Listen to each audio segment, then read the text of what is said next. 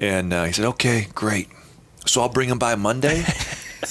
And I've told this story 1,000 times, but I don't rattle easily, but I got rattled.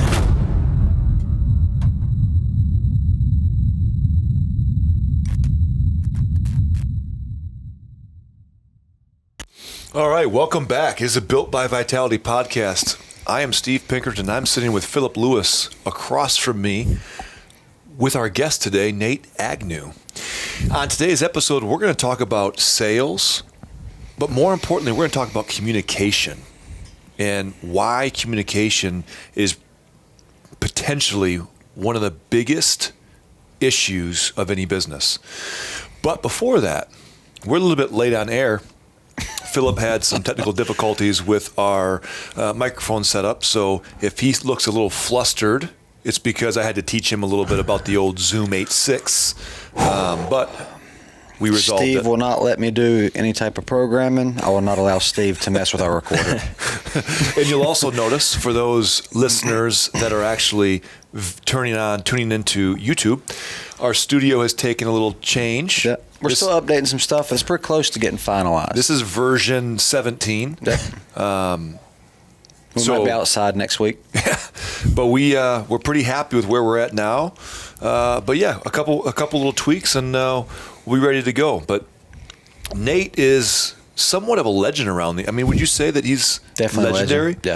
Every time I bring up Nate's name, everybody at the gym's like, oh yeah, Agnew. Yeah, they don't even mention Lambert. Well, Lambert's pretty good too.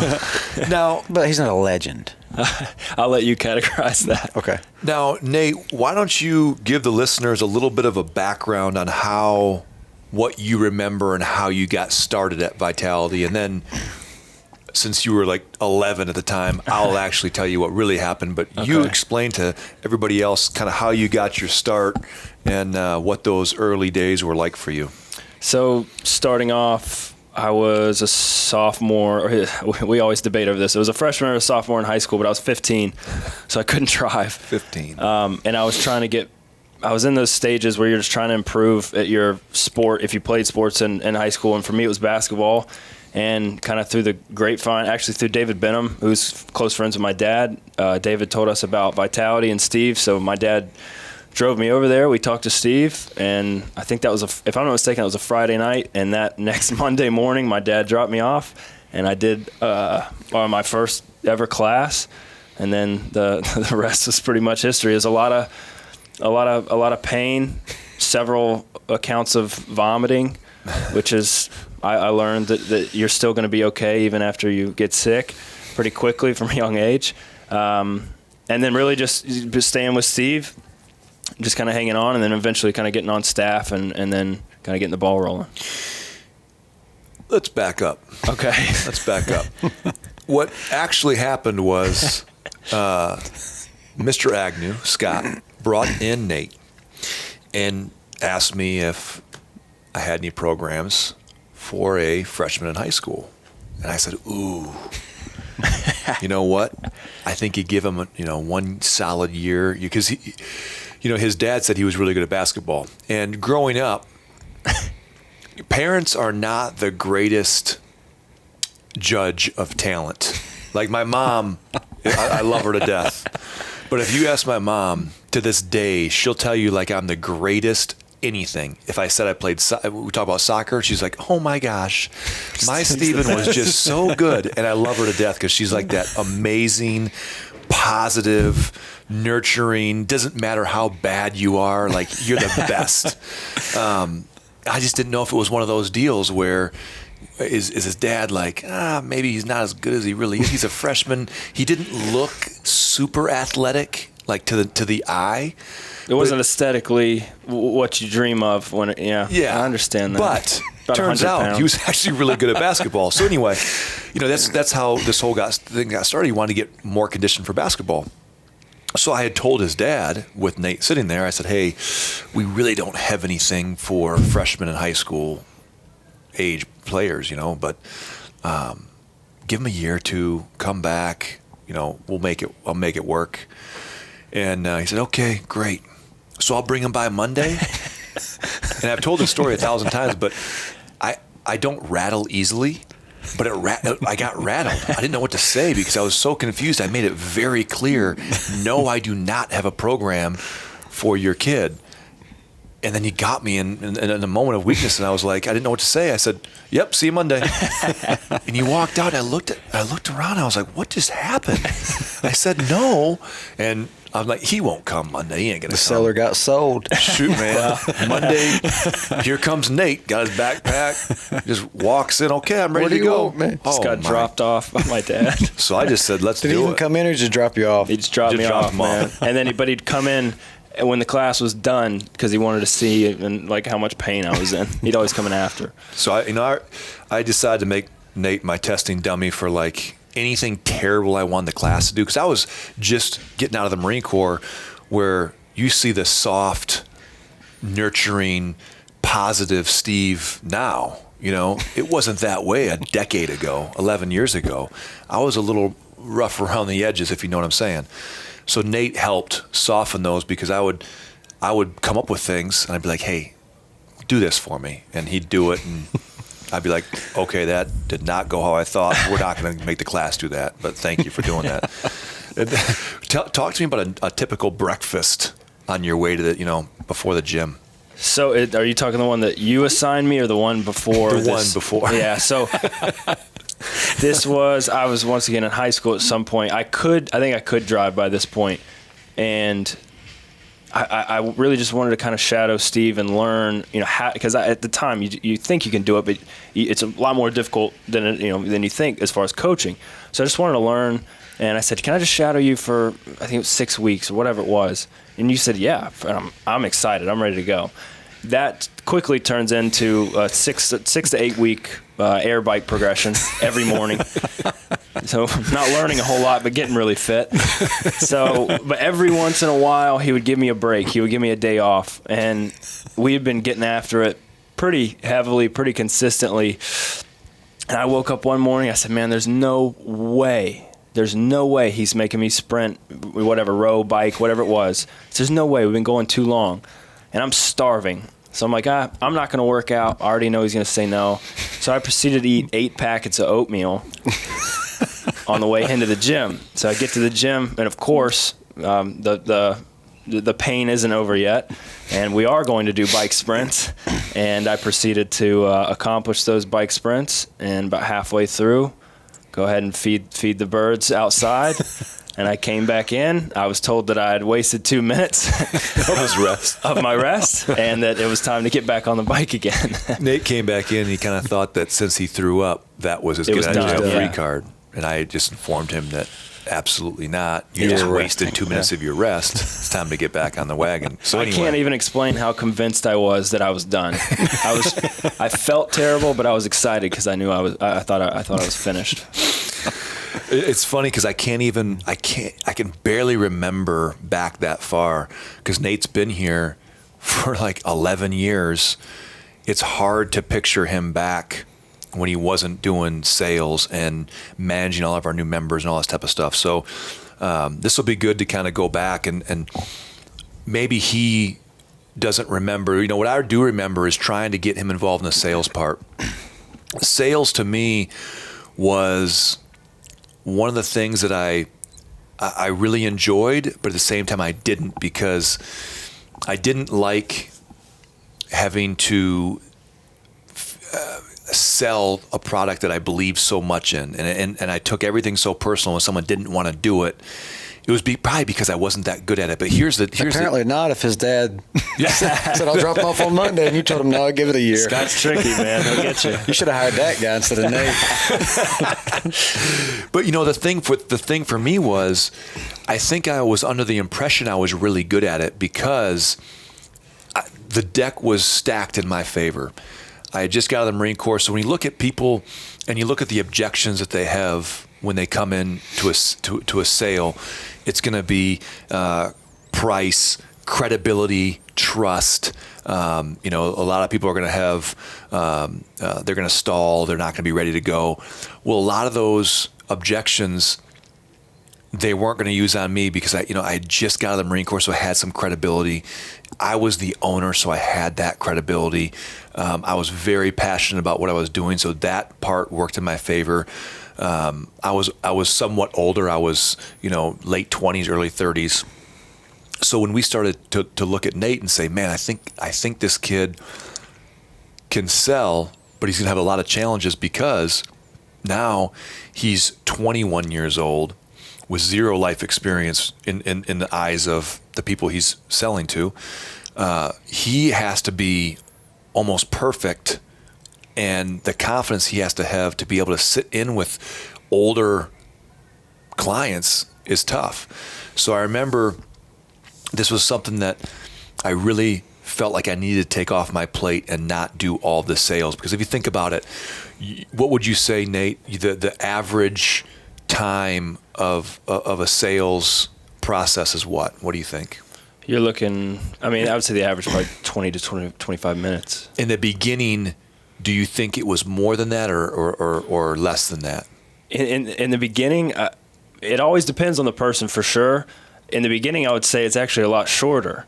Some would probably think it'd be the other way around because you think you close it faster and you really just get to it. And you have those.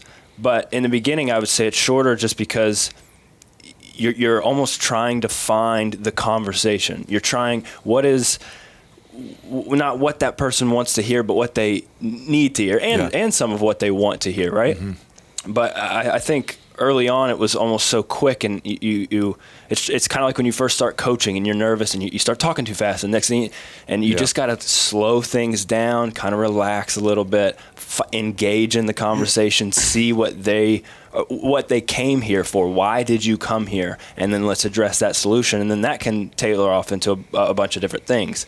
But for me personally, early on, I think they were really quick and relatively ineffective. Yeah, I think back, and I don't know how many we did together.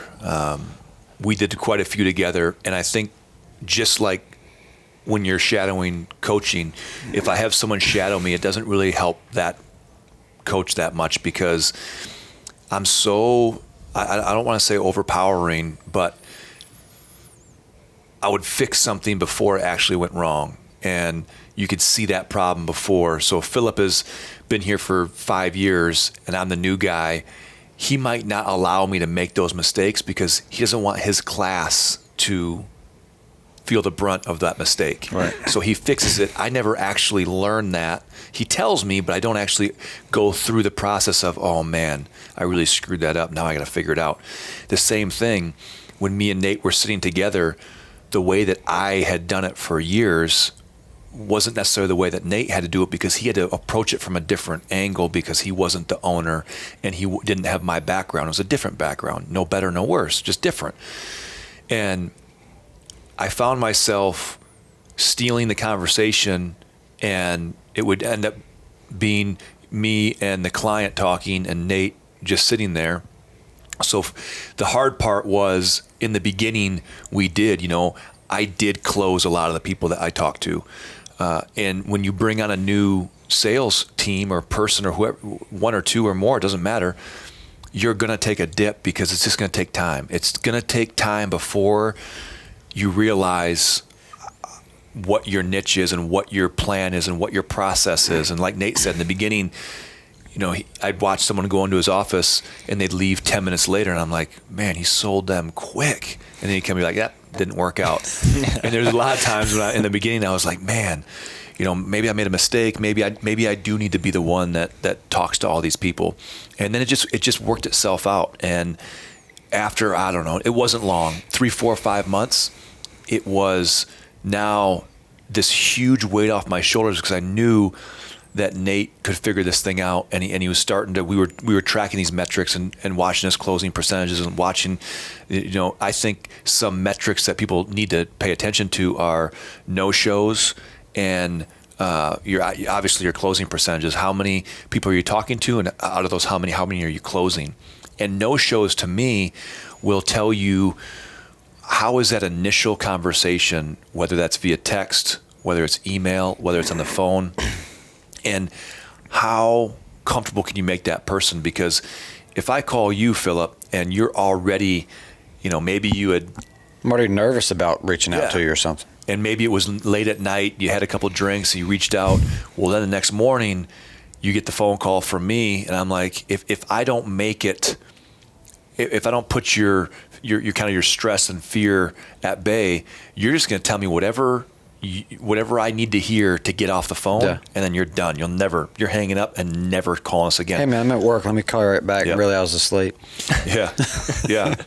And that happens in the beginning. You'd see the no-shows for Nate were high, and then all of a sudden you start to see it where there's no-shows. And there was a point in time where this was recently, maybe a year and a half ago.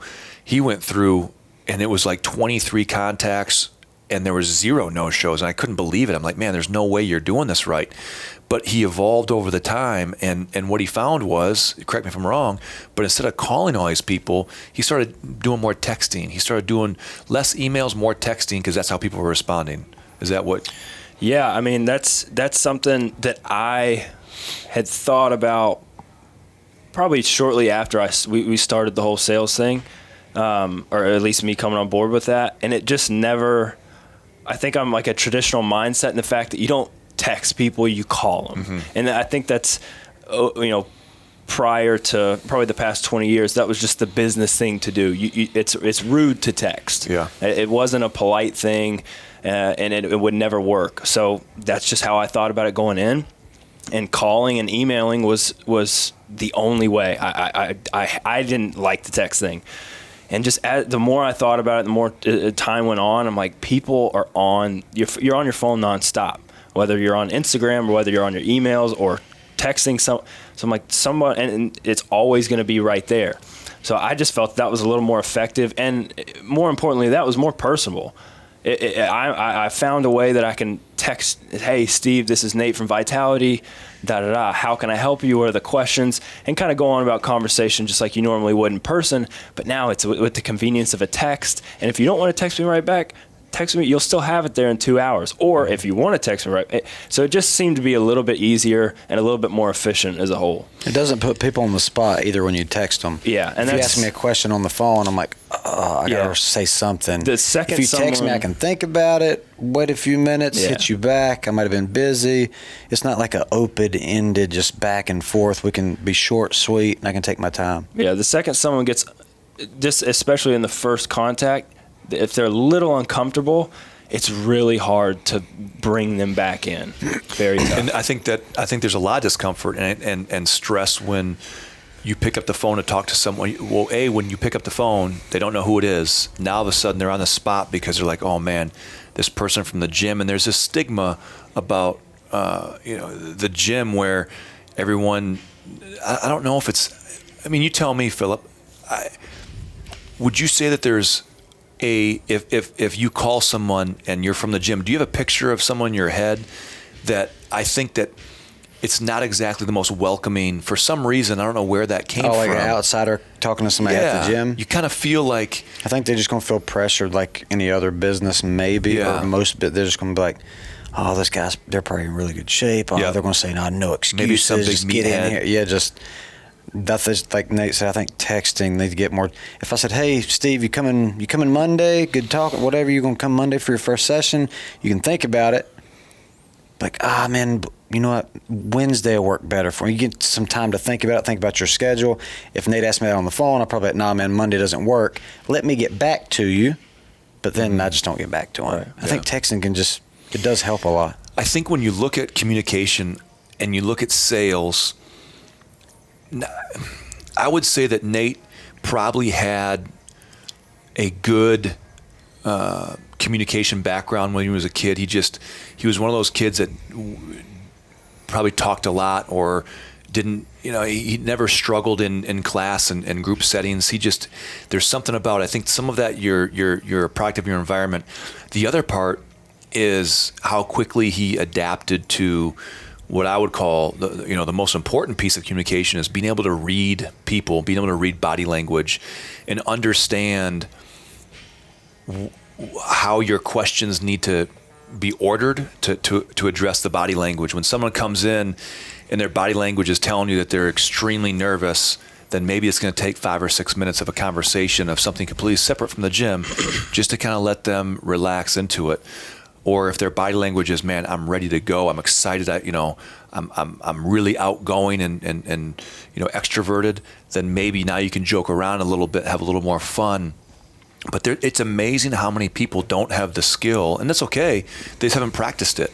And Nate wasn't great at it in the beginning, but now his superpower now, I would say, is communication and reading people. He can now go into a room and very quickly get a feel for what that body language is from the people in that room, and then he can do a very good job of, especially when there's more than one person, then it becomes even more challenging. Now there's two dynamics in the room, especially if you've got a boyfriend, girlfriend, husband, wife. You've got one wants to come and the other one didn't want to come. That'd be bad. And I mean, we could do stories and stories and stories of some of the tough situations Nate's been put in, where you got two people that are kind of like arguing about things as he's sitting right there and like, making certain comments. But I think being able to exercise patience and restraint too, where even though Nate doesn't own Vitality, he's still very, very attached to it. So when people talk about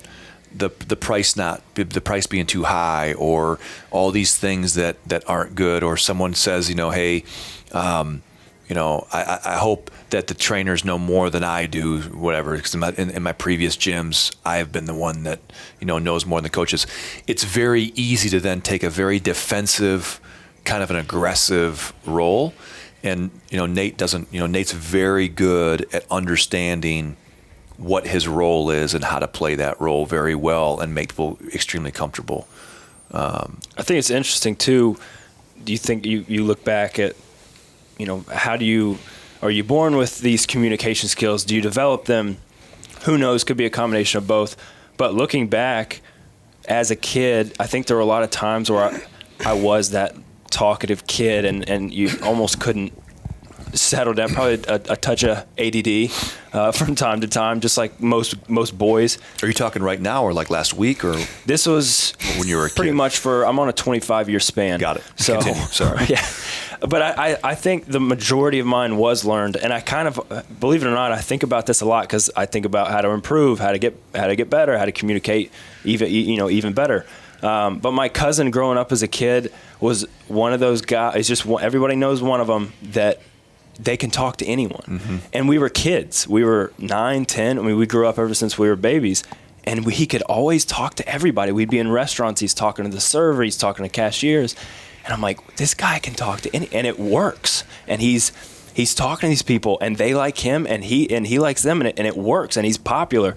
So then, from learning from him as a young kid, and I wasn't realizing it at the time, but being around him every day and seeing how he talked to people and communicated with people, I almost want to say I got lucky, and it might have just rubbed off. And then you talk about going to high school, talking to girls, talking to adults, having these, you're growing, these adult conversations, stuff like that.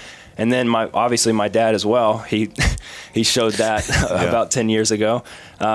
Just learned from him. He's always been very articulate and very kind of always pushed us to read, which I don't do a very good job of, but just always think analytically and be the smartest person in the room. That doesn't mean IQ-wise or anything like that, but being able to read people in the room.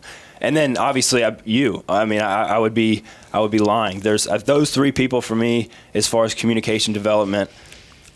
I'm biased because it's myself, but I don't know if you could get a better three as far as a 25-year span and how much you can learn. Have I helped you learn anything communication-wise? I wasn't done. You were my next point. Okay. I was getting there. Okay. I had a C. You were the lower tier. Yeah, that's right. I think back, and I think that, I look at your dad, and I would imagine similar to my dad growing up, he was very adamant about, don't have a really soft handshake. Look people in the eyes when you talk to them. Yeah. When you walk into a room, make sure you speak to everybody, and don't mumble, and speak clearly. Manners were very simple, man. And those are things that I hated doing that because I always felt so stupid. And I remember I'd forget to shake someone's hand, and my dad would be like, "All right, we're going back down there, and we're going to shake his hand." I'm like, "What do you want me to say to this guy? I'm sorry, I forgot to shake your hand." But man, he would do it, and we'd walk in there, and I'd be I can't wait till we have him on a podcast. Oh man. I don't know. We'll have to make that PG-13. His stories can get.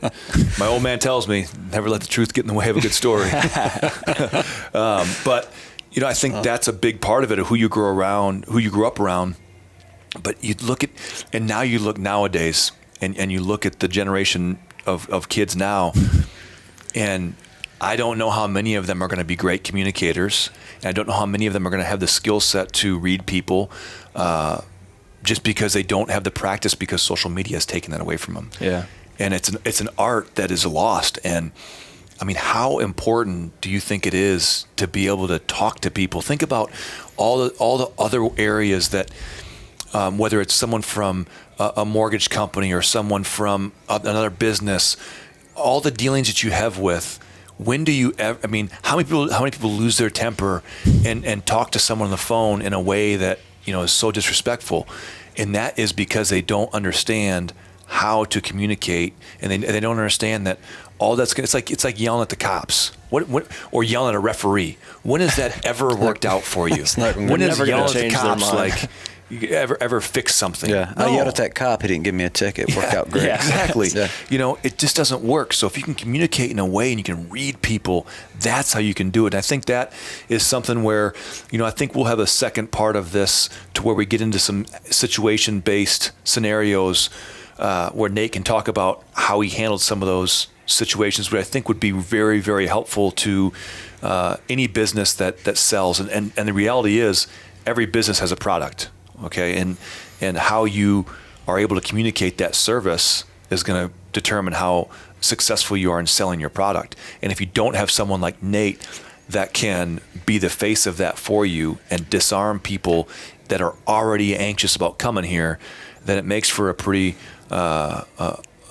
uphill battle. So there are so many more stories that I want to be able to tell about Nate, but we will keep this 90% professional, and we'll end it here.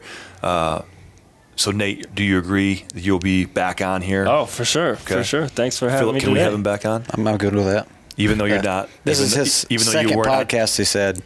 The first one didn't really count, so technically this is his first one. Yeah, there you go. I just thought you were going to be hurt that you weren't on the top 3 list. No, it's okay. You're good? As long as I was on the list, I'm good. Oh, you're on the list. You're on the list. All right, guys, I hope you enjoyed that.